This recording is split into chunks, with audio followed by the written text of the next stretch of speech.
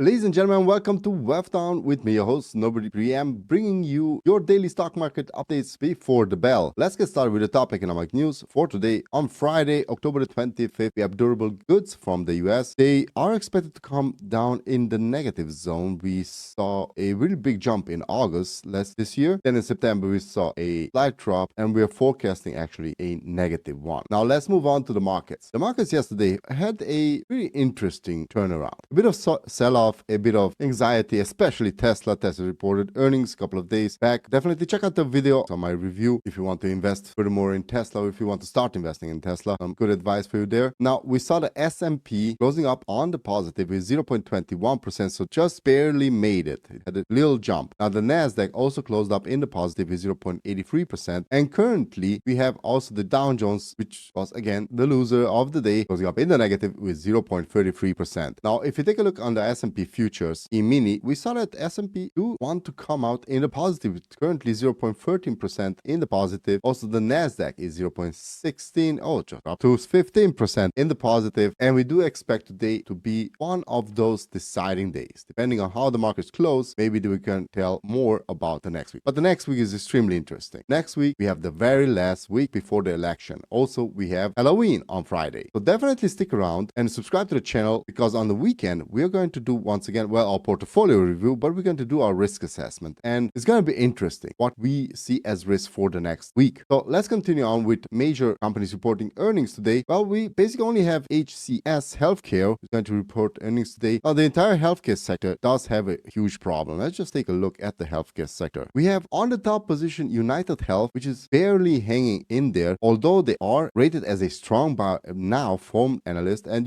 if you follow our portfolio, we know what our stake is in United Health, but the entire sector is pretty much down for the entire month. So pretty interesting to see, because the next one after in market capitalization as the United Health is HCS Healthcare, to report earnings today. So it will be pretty interesting to see not only their earnings report, but also their outlook for this year, for the entire year. Now let's take a look at WTI crude oil. You can see that oil is barely hanging in there in the $70. Well, there's not much big news, excepting the fact that North Korea sent a couple of troops to Russia, which could be used in the Ukraine invasion. Also, South Korea signaling some concerns about that move. We still didn't see any kind of move from Israel after the last Iran rocket attack.